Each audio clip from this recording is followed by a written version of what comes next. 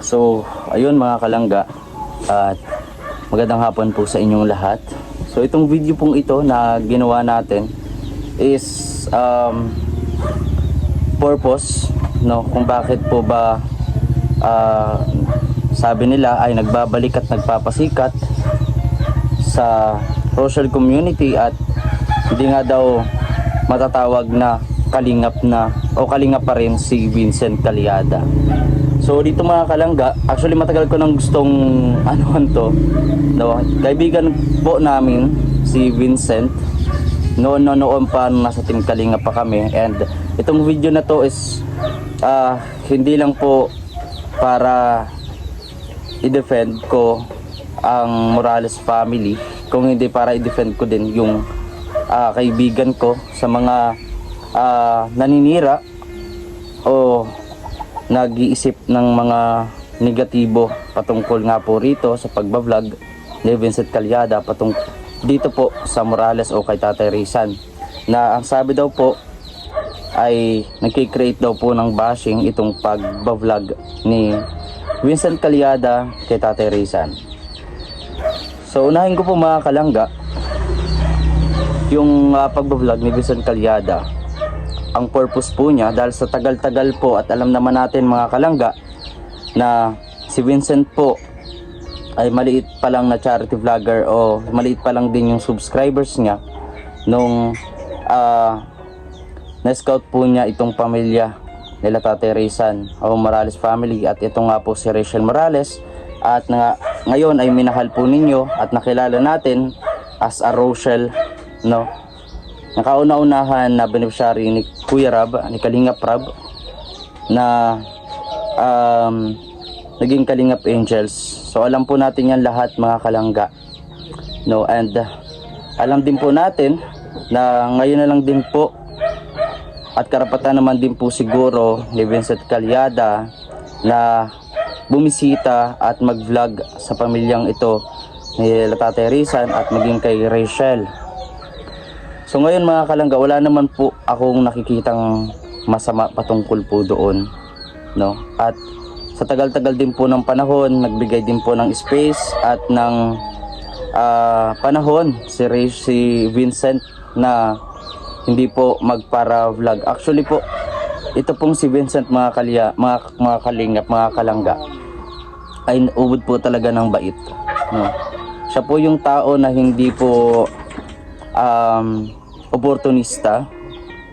Siya po yung tao na hindi po porque nag-viral or yung ano niya araw-arawin niya or magte-take credit siya.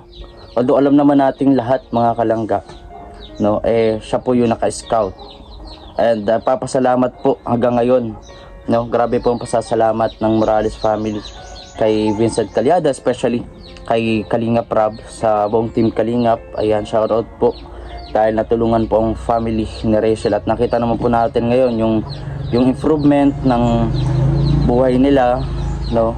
Napakaganda po, although may mga pagkakataon din talaga na may mga situation na alam nyo na medyo hindi maganda, pero naanoan po nila na naisasaayos po, no.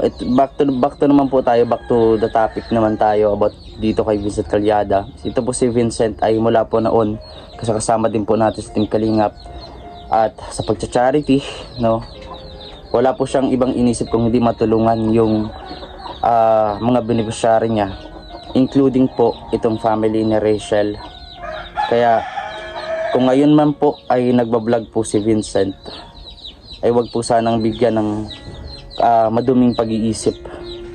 Wag pong bigyan ng kung ano pa man na negatibong komento, dahil yung tao rin po mga kalangga, mga kababayan, ay meron din po yung pamilya, meron din po yung pangarap, no, at nakita na din po natin na bumaba din po ang views ni Vincent Calyada, pero nagpapatuloy siya, pero hindi po siya nakikidawit sa kung ano pa mga issue na binabato sa kanya o binabato ng ibang tao. Matagal po naming kaibigan si Vincent, kahit na kami po ay nawala sa Kalingap, still yung communication po, still yung pagkakaibigan ay naandyan pa rin. Kumbaga sa pagkakaibigan na one call away, tawagan mo lang, chat mo lang, kung may kailangan ka, pupunta po yan agad-agad, no? Kaya sa mga nagsasabi na ito po si Vincent Calyada ay oportunista at hinahayaan lang po at magkukos daw ng pagsira ng Rochelle community, nagkakamali po kayo doon. Alam nyo po kung alin o kung sino ang makakasira, no? Kung sino unti-unting sumisira sa Rochelle community, walang iba po kung hindi yung mga nagkokomento ng mali sa mga taong walang ibang ginagawa kung hindi magpatuloy sa buhay, na maging masaya, no, na magtrabaho. Ang gumagawa po ng mga mali niyan, ang gumagawa po at nakakasira nito, mga kalangga, ay yung pong marami mga sinasabi at wala naman po naging ambag sa amin pong lahat. Walang naging ambag sa Morales family, no?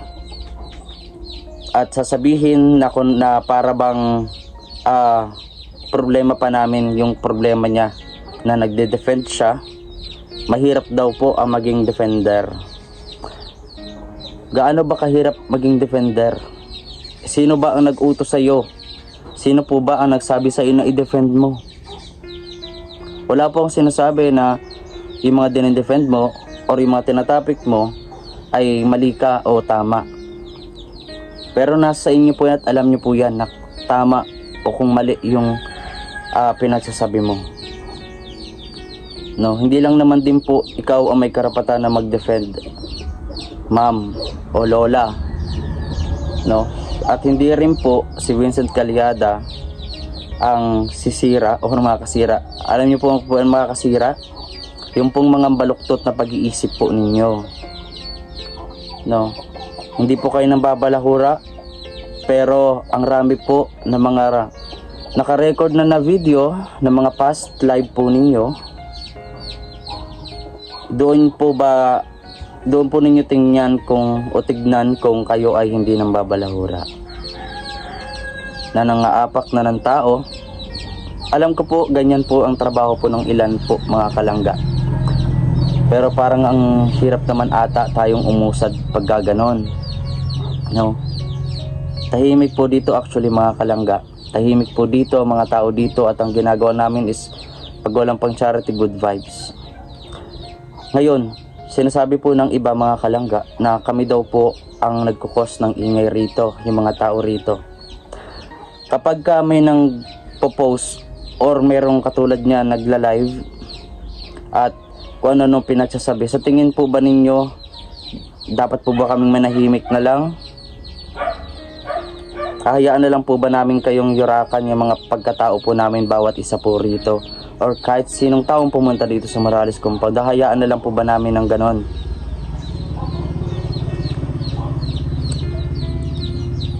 Kung si Vincent Calyada po ay minamasama nyo po ang pagpunta dito, mga kalangga, no? Problema nyo po yun, hindi po namin problema yun. At nakiusap pa po yan, sa totoo lang. Bago po yan magbisita dito si Vincent, mag-vlog, nakiusap pa po yan talaga kay Tatay Rizan, kay Rachel Offcam. Kung di pa ninyo alam, yun po yun, kiusap pa yan.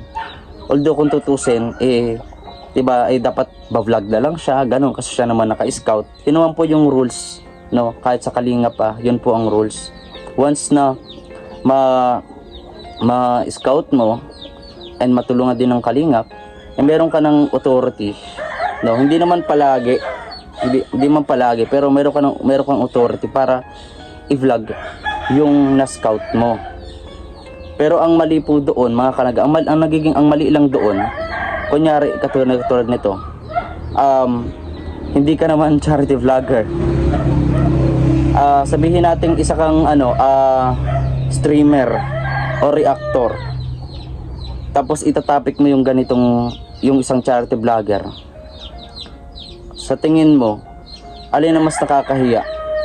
Yung naka-scout, i-vlog yung beneficiary, o yung ikaw na live streamer o reactor na wala naman naging ambag? Sino po ang mas nakakahiya po doon? Tapos kung ano-ano pa po ang pinagsasabi po ninyo. Si Vincent Calyada po ay napakabuting tao, mga kalangga. At pamilya na po namin yan dito, pamilya na po ng Morales po yan, mga kalangga. No? Kaya kung ano man po yung na topic niya na iba vlog, ayun po ay pawang katotohanan at hindi po para makasira ng dignidad ng tao, makasira ng kung anong ng community o kung ano pa man. No, mga kalangga. Kaya ay sabi ko po sa bago magtapos tong videong ito, hindi po ang mga tao na nakapaligid sa Morales compound o ang Morales family ang makakasira sa community. Kung hindi po ang mga tao na nag-iisip ng mga negatibo na bawat kilos, at sabi pa nga nila inanalyze nila, nag-research sila, no? Pag-isipan pong mabuti, mga kalangga. Kami po yung mas bata kaysa sa inyo, pero parang kayo po yung dapat pong turuan, na dapat pong payuhan pa. Ang mga tao po dito ay tahimik, hindi po kami nagagawa ng mga issue. Kayo po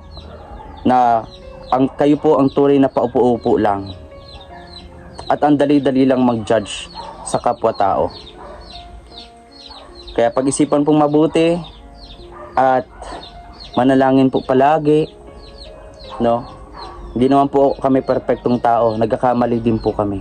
Pero hindi po kami katulad ng mga ginagawa po ng iba dyan na magla-live at kung ano-ano pong paninira, pambabalahura sa tao ang pinagsasabi. Sana po kung mag-research kayo, sana po tignan nyo rin yung both side, hindi po yung one side lang. So again, mga kalangga, maraming pong salamat and kay Tol Vincent Calyada. Pagpatuloy mo lang to, bro. Alam ko hirap ka din sa pang-charity ngayon, pero pasasampa at makakabalik din tayo sa pagcha-charity. Makakabalik din tayo sa ginagawa natin, makatulong sa kapwa. Sa ngayon, laban na muna tayo. Kahit anong content, basta hindi tayo maninira katulad ng iba, okay na yon. So maraming salamat po, mga kalangga, and don't forget support, no? Unang-una si Rachel Morales at dito sa Morales compound at sa amin pong lahat dito. Maraming pong salamat at syempre kay sa Team Kalingap, sa Bunting Kalingap, ayan, sa pangunguna ni Kuya Bal Santos Matuba, Ate Edna, Kalingap Rab, Ate Jackie, at sa lahat pa po. Ayan, maraming pong salamat. And huling sabi ko na to sa mga hindi pa tumitigil, mga kalangga, ng mga ganitong klase ng paninira, no? Pag-i-expose, tanga na lang po ang maniniwala sa inyo. Maraming pong salamat and God bless po sa ating lahat.